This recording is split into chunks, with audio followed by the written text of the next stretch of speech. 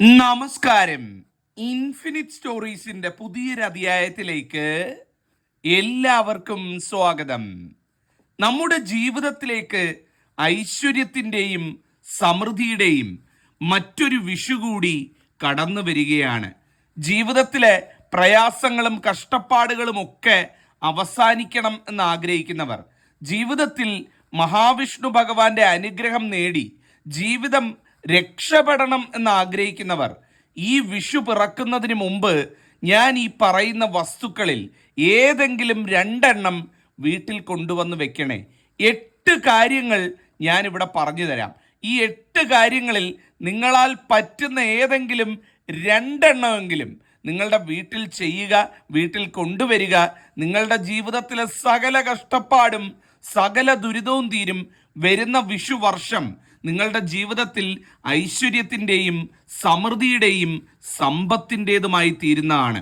ഒരുപാട് പേർക്ക് ഞാൻ കഴിഞ്ഞ കൊല്ലവും പറഞ്ഞു കൊടുത്ത് ചെയ്തവർക്കൊക്കെ ഗുണം കിട്ടിയ കാര്യമാണ് ഈ കൊല്ലം നിങ്ങളോട് പറയാൻ പോകുന്നത്. അപ്പം എല്ലാവരും ഞാൻ ഈ പറയുന്ന 8 കാര്യങ്ങൾ കേൾക്കൂ. നിങ്ങളാൽ പറ്റുന്ന രണ്ടെണ്ണമെങ്കിലും വീട്ടിൽ ചെയ്യുക. അതിൻ്റെ ഗുണം നിങ്ങൾക്കും കുഞ്ഞുങ്ങൾക്കും കുടുംബത്തിനും കിട്ടുന്നതായിരിക്കും. ദീർഘിപ്പിക്കുന്നില്ല, ഞാൻ ഓരോന്നായിട്ട് പറയാം.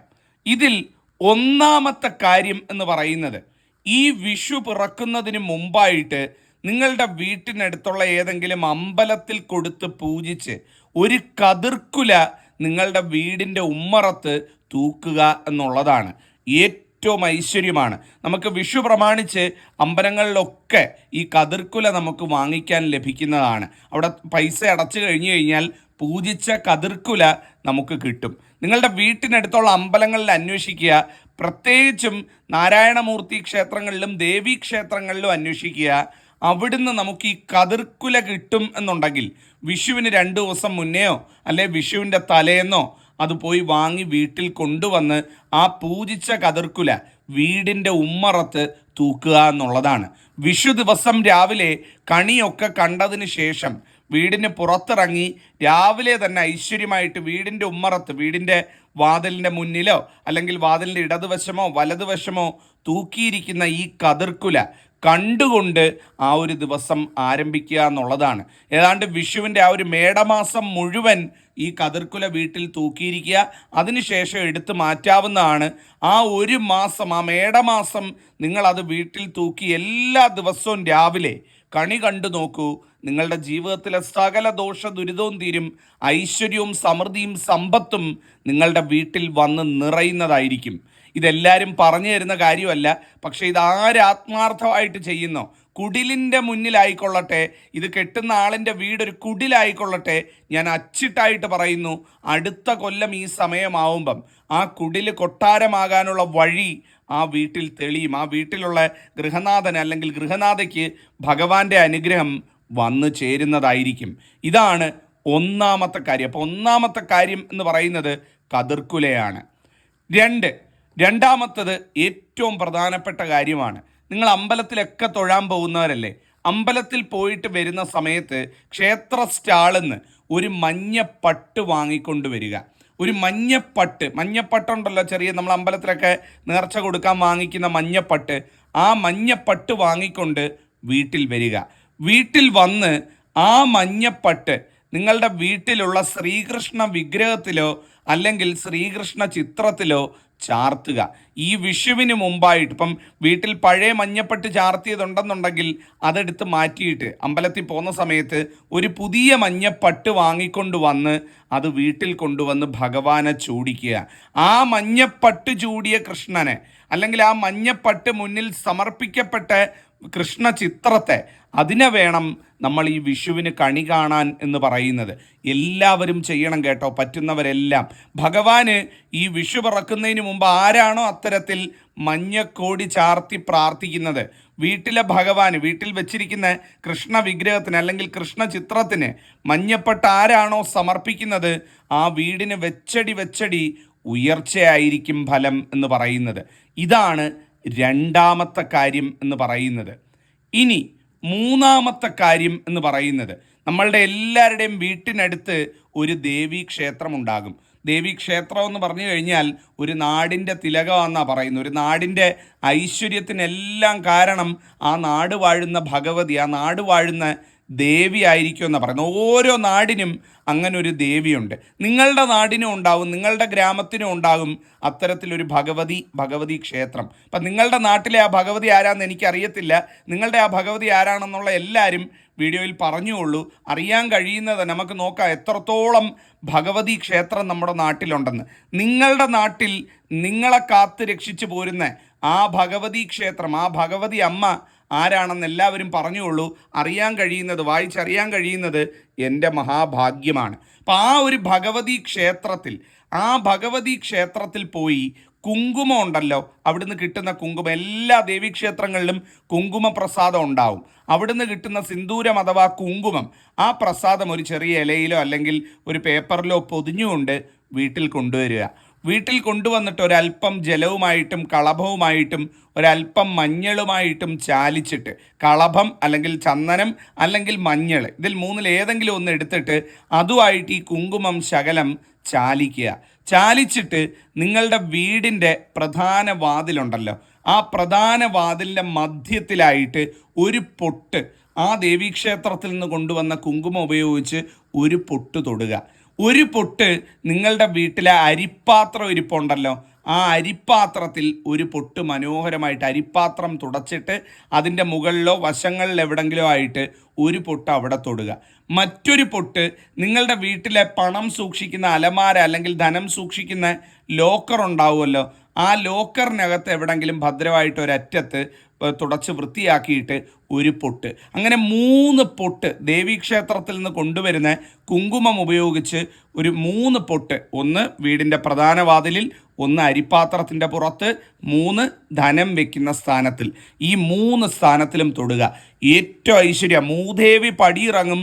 ആ വീട്ടിലേക്ക് സമ്പത്തിൻ്റെ അധിപയായ മഹാലക്ഷ്മി, ധനലക്ഷ്മി വന്ന് കുടികൊള്ളും.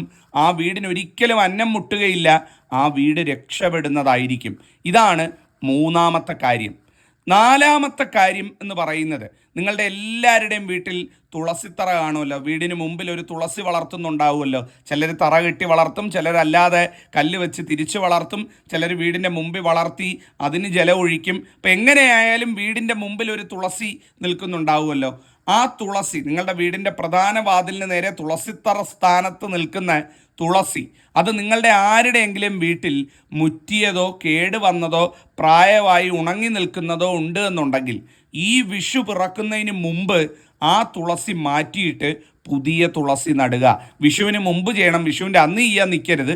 വിഷുവിന് 2 ദിവസം മുന്നെയോ അല്ലേ ഇപ്പം തന്നെ ചെയ്താലും കുഴപ്പമില്ല. ആ തുളസി മുറ്റി നിൽക്കുന്ന അല്ലെങ്കിൽ കേടുവന്ന് നിൽക്കുന്ന, മുരടിച്ച് നിൽക്കുന്ന ആ തുളസി മാറ്റിയിട്ട് പുതിയൊരു തുളസി തൈ വാങ്ങിക്കൊണ്ട് വന്നോ, കടയിൽ നിന്ന് വാങ്ങിക്കൊണ്ട് വന്നോ, അല്ലെങ്കിൽ വീട്ടിൽ മറ്റിടങ്ങളിൽ നല്ല തുളസി തൈ നിൽപ്പുണ്ട് എന്നുണ്ടെങ്കിൽ ആ തുളസി തൈ പിഴുതുകൊണ്ട് വന്നോ മനോഹരമായിട്ട് നടുക. ഈ വിഷുവിൻ്റെ അന്ന് രാവിലെ നിങ്ങൾ തുളസിത്തറയിലേക്ക് നോക്കുമ്പം ഒരു കാരണവശാലും മുരടിച്ചതോ മുറ്റിയതോ കേടുവന്നതായിട്ടോ ഉള്ള ഒരു തുളസി അവിടെ നിൽക്കാൻ പാടില്ല എന്നുള്ളതാണ്. ഇതാണ് 4ാമത്തെ കാര്യം. ഇനി 5ാമത്തെ കാര്യം എന്ന് പറയുന്നത് വിവാഹിതരായിട്ടുള്ള സ്ത്രീകൾ കേൾക്കാൻ വേണ്ടിയിട്ടാണ് പറയുന്നത്. വിവാഹിതരായിട്ടുള്ള സ്ത്രീകൾ, നിങ്ങൾ പുതിയ കുങ്കുമച്ചെപ്പ് വാങ്ങിക്കാൻ ആഗ്രഹിക്കുന്നുണ്ട് എന്നുണ്ടെങ്കിൽ, നിങ്ങളുടെ കുങ്കുമച്ചെപ്പ് ഒരുപാട് പഴകിയതാണ്, അല്ലെങ്കിൽ കുങ്കുമച്ചെപ്പ് സ്വന്തമായിട്ടില്ല, വാങ്ങിക്കൊണ്ട് വരുന്ന ആ ചെപ്പിൽ വെച്ച് തന്നെ അങ്ങ് ഉപയോഗിക്കുകയാണ്, സ്വന്തമായിട്ട് ഡെഡിക്കേറ്റഡ് ആയിട്ട് നിങ്ങൾക്കൊരു കുങ്കുമച്ചെപ്പ് ഇല്ല എന്നൊക്കെ കരുതുന്നവരുണ്ട് എന്നുണ്ടെങ്കിൽ, നിങ്ങൾക്ക് ഇതിനേക്കാൾ നല്ല ഒരു സമയം കുങ്കുമച്ചെപ്പ് വാങ്ങിക്കാനും പൂജിക്കാനും ഇല്ല എന്നുള്ളതാണ്. അപ്പം കുങ്കുമച്ചെപ്പ് ഒരുപാട് പഴകിപ്പോയവർ, കുങ്കുമച്ചെപ്പ് ഇല്ലാത്തവർ, ഉള്ള കുങ്കുമച്ചെപ്പ് മാറ്റണമെന്ന് കരുതുന്നവർ, ഇങ്ങനെയുള്ളവരെല്ലാം ഈ വിഷുവിനോട് അടുപ്പിച്ച്, വിഷുവിൻ്റെ തലേന്നോ അല്ലെങ്കിൽ വിഷുവിന് ഒരാഴ്ച മുന്നെയോ നിങ്ങളുടെ വീട്ടിനടുത്തുള്ള ദേവീക്ഷേത്രത്തിലോ അല്ലെങ്കിൽ ഉമാമഹേശ്വര ക്ഷേത്രത്തിലോ പോയിട്ട് കുങ്കുമച്ചെപ്പ് വാങ്ങി കുങ്കുമം നിറച്ച് നൽകി അവിടുത്തെ തിരുമേനിയെ കൊണ്ട് പൂജിച്ച് വാങ്ങിക്കുക. വാങ്ങിച്ച് കൊണ്ടുവന്ന് ദിവസവും ഈ വിഷു മുതൽ, പുതിയൊരു തുടക്കമാണ്, ഈ വിഷു 1-ാം തീയതി മുതൽ, ഈ മേടമാസം 1-ാം തീയതി മുതൽ ആ സിന്ദൂരം അണിഞ്ഞു തുടങ്ങുക എന്നുള്ളതാണ്. ഏറ്റവും ഏറ്റവും ഭാഗ്യം, ഏറ്റവും ഐശ്വര്യമാണെന്നാണ് പറയുന്നത്. അപ്പോൾ ഇനി കുങ്കുമച്ചപ്പ് മാറ്റി വാങ്ങാൻ ആഗ്രഹിക്കുന്നവർ ഇല്ല, ഉള്ള കുങ്കുമച്ചപ്പ് തന്നെ കൊടുത്ത് പൂജിക്കണമെങ്കിലും തുടച്ച് വൃത്തിയാക്കി കഴുകി വൃത്തിയാക്കി കുങ്കുമം നിറച്ച് കൊടുത്ത് പൂജിച്ച് ഈ വിഷു 1-ാം തീയതി മുതൽ അതിൽ നിന്ന് കുങ്കുമം അണിയാവുന്നതാണ്. ഏറ്റവും ഐശ്വര്യമാണ്. വിവാഹിതരായിട്ടുള്ള സ്ത്രീകൾ ഇത് ചെയ്യുക.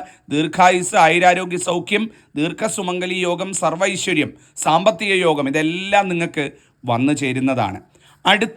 അടുത്ത ഒരു പ്രധാനപ്പെട്ട കാര്യം എന്ന് പറയുന്നത് മയിൽപ്പീലി അല്ലെങ്കിൽ ഓടക്കുഴൽ. ഇതിൽ രണ്ടിലേതെങ്കിലും ഒന്ന് വാങ്ങിയിട്ട് ക്ഷേത്രത്തിൽ കൊടുത്ത് ഭഗവാന്റെ പാദത്തിങ്കൽ വെച്ച് തരാൻ പറയണം. തിരുമേനി എടുത്ത് കൊടുത്താൽ മതി, പൂജിച്ച് തരാനോ അല്ലെ ഭഗവാന്റെ പാദത്തിങ്കൽ വെച്ച് തരാനോ പറഞ്ഞാൽ മതി. വാങ്ങിയിട്ട്, അതായത് ഓടക്കുഴൽ അല്ലെങ്കിൽ മയിൽപ്പീലി വാങ്ങിയിട്ട് ക്ഷേത്രത്തിൽ കൊടുത്ത് ഭഗവാന്റെ പാദത്തിങ്കൽ, അമ്പലത്തിൽ ഭഗവാന്റെ വിഗ്രഹത്തിൻ്റെ പാദത്തിങ്കൽ വെച്ചിട്ട് അത് നിങ്ങൾക്ക് തിരിച്ചു തരും. അപ്പോൾ തിരുമേനിക്കൊരു ദക്ഷിണ കൊടുത്ത് അത് സ്വീകരിച്ച് അത് കൊണ്ടുവന്ന് നിങ്ങളുടെ വീട്ടിലെ പൂജാമുറിയിൽ വെക്കുക. ശ്രീകൃഷ്ണ ചിത്രം ഉണ്ടെങ്കിൽ, വിഗ്രഹമുണ്ടെങ്കിൽ അതിനടുത്തായിട്ട് വെക്കുക. ഏറ്റവും ഐശ്വര്യമാണെന്നാണ് പറയുന്നത്.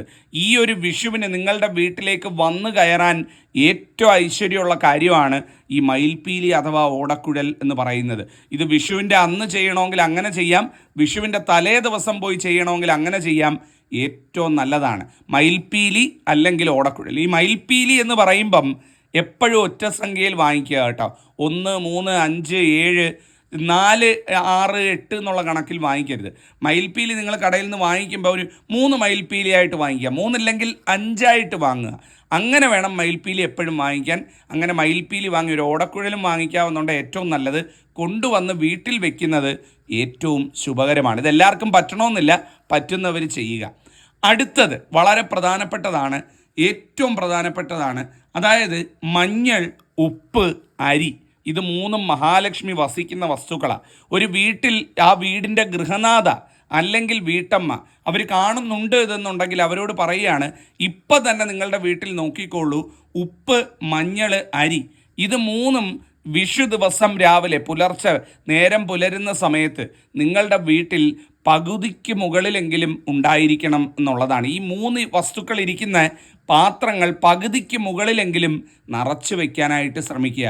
ഒരിക്കലും ഈ ഒരു വിഷു ദിവസം രാവിലെ ഈ 3 പാത്രങ്ങൾ പറ്ററുതിയായിരിക്കാൻ പാടില്ല എന്നുള്ളതാണ്. അപ്പോൾ ആ ഒരു കാര്യം പ്രത്യേകം ശ്രദ്ധിക്കുക. മഞ്ഞൾ, ഉപ്പ്, അരി, ഈ 3 പാത്രങ്ങളില്ല എന്നുണ്ടെങ്കിൽ വിഷുവിന് മുമ്പ് അവ വാങ്ങിക്കൊണ്ട് വന്ന് നിറച്ച് ഭദ്രമാക്കി വെക്കുക എന്നുള്ളതാണ്. ഇനി അവസാനത്തെ കാര്യം എന്ന് പറയുന്നത് ഒരു കുടുക്ക വാങ്ങിക്കൊണ്ട് വന്ന് വീട്ടിൽ വെച്ച് അതിൽ ധനമിടാനായിട്ട് ഏറ്റവും ഉത്തമമായ ദിവസമാണ് ഈ വിഷുപ്പുലരി എന്ന് പറയുന്നത്. വിഷുവിൻ്റെ അന്ന് രാവിലെ ഒരു കുടുക്ക രാവിലെ വീട്ടിൽ കൊണ്ടുവന്ന് വെക്കാൻ പറ്റിയാൽ ഏറ്റവും നല്ലത്. അതും ഈ പറഞ്ഞ കണക്കാണ്. ചിലർ അമ്പലത്തിൽ കൊടുത്ത് പൂജിച്ച് വാങ്ങിക്കാറുണ്ട്, അല്ലെങ്കിൽ അമ്പല പരിസരത്തു നിന്ന് വാങ്ങിക്കാറുണ്ട്. അങ്ങനെ വാങ്ങിക്കൊണ്ട് വരുന്നത് ഏറ്റവും നന്നായിരിക്കും.